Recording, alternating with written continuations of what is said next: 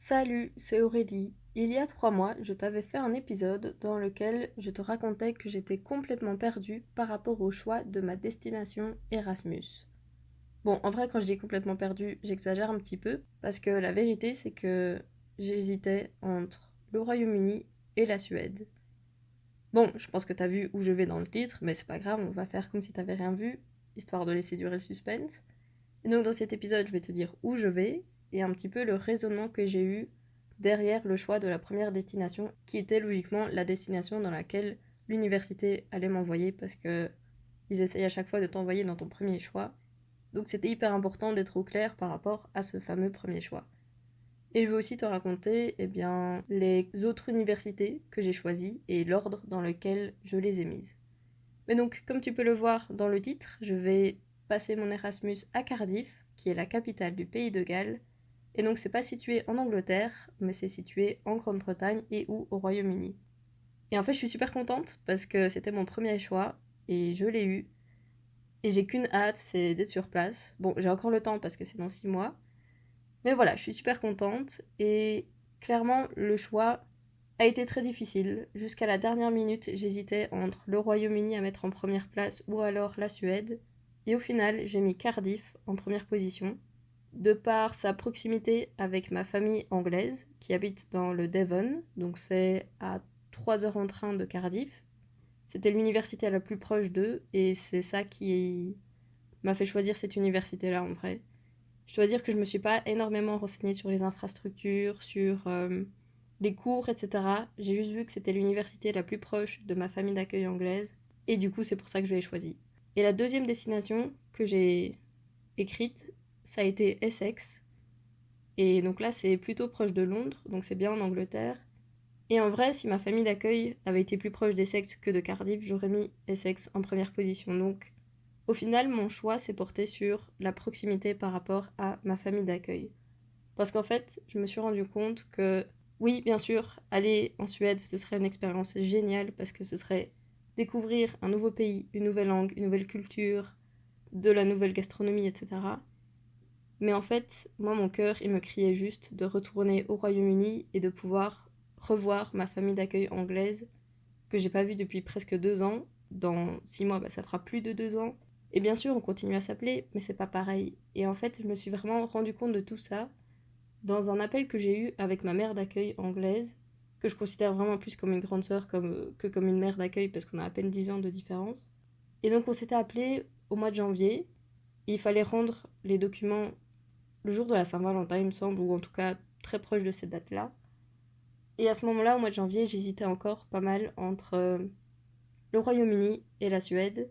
Et en fait, c'est à la fin de cet appel que je me suis vraiment dit que oui, bien sûr, la Suède, ça doit être une expérience magnifique, mais qu'est-ce que j'irais faire sur place, sachant que en Angleterre et au Royaume-Uni, il y a une famille aimante qui m'attend, il y a des chiennes qui m'attendent que j'ai pas revues et pas touchées depuis plus de 2 ans quasi.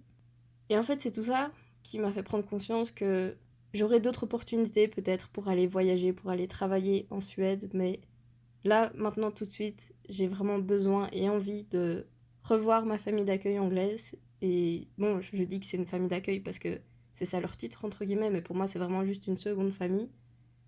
Et ils me manquent, les chiennes me manquent. Et bah voilà, en fait, au final, le choix, c'était un choix du cœur et je le regrette pas du tout. Même si je dois dire que jusqu'à la dernière minute, j'étais quand même en train de peser le pour et le contre et me dire, ouais, mais la Suède. Et au final, c'est le cœur qui l'a emporté sur la raison. J'ai décidé d'écrire Cardiff en première position, de par sa proximité, comme j'ai déjà expliqué. Essex en deuxième position. Trieste en Italie en troisième position, parce qu'en fait j'ai toujours voulu apprendre l'italien.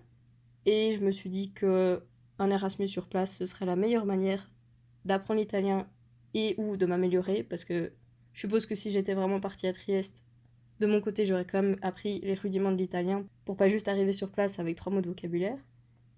Et pourquoi Trieste en particulier? Eh bien parce que j'ai un très bon ami, Francesco, qui étudie là-bas. Et je me suis dit que, quitte à étudier dans un pays que je connais très peu, avec une langue que je connais pas du tout, autant aller dans la ville où j'ai un très bon pote qui y étudie. Bon, au final, je vais pas à Trieste, mais voilà, c'était un petit peu mon raisonnement derrière. Et Francesco, si tu m'écoutes, gros bisous. Faudra qu'on s'appelle très bientôt. Et en 4e position, j'ai mis Stockholm, en Suède. Donc au final, j'ai mis la Suède en 4e position parce que je me disais que si je la mettais en 2e position, les chances pour qu'on m'envoie sur place étaient quand même assez élevées. Et au final, j'avais plus tant que ça envie d'aller en Suède. Et j'ai terminé par Grenade, en Espagne, parce que dans les études que je fais, l'Erasmus est presque obligatoire, comme je te le racontais dans l'épisode d'il y a 3 mois.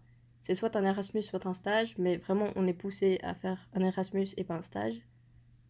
Et en fait, il faut mettre au moins une destination qui appartient à chacune de tes combinaisons linguistiques. C'est-à-dire que moi, ma combinaison linguistique, c'est anglais et espagnol, donc il me fallait au moins dans ma liste de 5 destinations, une destination anglophone et une destination hispanophone. Si j'avais été en allemand-néerlandais, j'aurais dû avoir au moins une destination germanophone et une destination néerlandophone. Et donc voilà, en tout cas, dans mon université et la manière dont l'Erasmus est programmé, au moins une destination qui appartient à chacune des langues de ta combinaison linguistique. Et puis, j'ai très hâte, en vrai, d'aller à Cardiff. Je sais que c'est dans plus de 6 mois, mais je trouve que c'est extrêmement motivant de connaître sa destination, surtout quand elle fait partie de son top 3. Et d'après ce qu'on m'a dit, tous les étudiants et étudiantes ont réussi à avoir une destination qui était soit leur premier choix, soit leur deuxième choix. Donc au final, je pense que tout le monde est très content et très contente. Ouais, j'ai juste hâte en fait d'y être. Et l'une des autres raisons qui m'a fait choisir le Royaume-Uni plutôt que la Suède, bien sûr, il y a la proximité avec ma famille anglaise, comme j'ai déjà dit, mais aussi le fait qu'il y a 2 ans, quand j'étais sur place, le Covid est arrivé et a pas mal chamboulé mon expérience sur place. Et je sais que je dois faire un épisode là-dessus, mais j'ai toujours pas pris le temps parce que je pense que ça va être un épisode assez long. Et j'ai un petit peu la flemme. Mais donc, mon expérience sur place, je l'ai adorée, mais elle a été énormément chamboulée par le Covid. Et j'aimerais beaucoup avoir l'occasion de vivre une vie britannique sans Covid.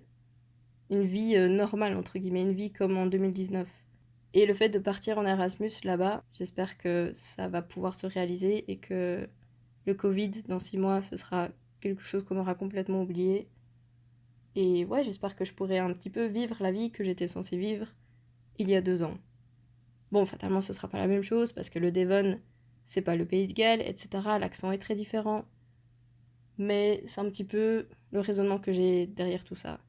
Et également, il y a 2 ans, j'avais eu la chance de partir à Cardiff pendant une journée et j'avais adoré la ville. En fait, moi qui fais partie de la communauté LGBTQIA+, il y a pas mal d'espaces qui sont dédiés à la communauté, des bars, etc.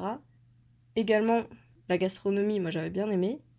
Et puis les gens sont hyper sympas en fait. Je me souviens que à un moment, j'étais dans le marché couvert de Cardiff, il me semble que c'est comme ça que ça s'appelle. Et j'étais en train de manger un hot dog. Oui, bon, c'est pas très gallois, mais il me semble que c'était une saucisse galloise, bref. Et j'avais mal au ventre parce que j'avais mes règles, et du coup, j'ai pris un antidouleur pour les règles. Et il y a un gars à côté qui devait avoir 60-70 ans qui commence à entamer la discussion avec moi. Et au final, ce gars était tellement sympa que j'ai parlé avec lui pendant 1 heure. Et je pense que tous mes potes étaient en train de s'inquiéter parce que je répondais plus aux messages alors qu'on était censés aller manger ensemble. Enfin bref, voilà, c'est pas le genre de choses qui se passerait à Bruxelles, j'ai l'impression. Ou peut-être que si, en vrai, je sais pas. Mais ouais, juste la gentillesse et la sympathie des gens que j'ai pu expérimenter en moins de 24 heures sur place. Alors je me dis, passer 3, 4, 5 mois sur place, oh, ça va être génial. Mais donc voilà, je suis hyper contente d'aller à Cardiff. J'ai vraiment hâte. Si tu y as déjà été pour les études ou pour les vacances, n'hésite pas à me mettre des endroits intéressants de resto, de petits cafés, de pubs, d'endroits à visiter aussi, quand même, parce que je vais quand même un minimum visiter. Et je me ferai un plaisir d'aller dans tous ces endroits-là.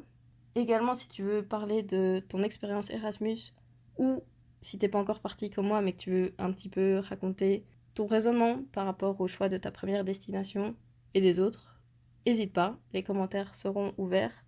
Et s'ils sont pas ouverts, c'est que j'ai oublié de vérifier que j'ai bien coché la case, donc c'est qu'ils seront bientôt ouverts. N'hésite pas à repasser dans quelques heures. Fatalement, le podcast, quand je serai en Erasmus, je sais pas trop comment je vais réussir à gérer tout ça. À mon avis, tu auras mon épisode quand même, parce que je pense pas que j'aurai ni le temps ni l'envie de parler à mon téléphone pendant X heures par semaine alors que je pourrais être en train de visiter la ville, etc. etc. Mais je compte pas l'arrêter pour autant, et dans tous les cas, c'est pas encore pour tout de suite, c'est dans au moins 6 mois, donc d'ici là, on va continuer avec le rythme habituel, sauf panne d'inspiration, maladie, etc. Et puis voilà, là je pense que c'est vraiment tout, je vois vraiment pas ce que je pourrais rajouter. Passe une bonne semaine, les commentaires sont ouverts si t'as quelque chose à écrire sur le sujet, et puis à la semaine prochaine. Salut!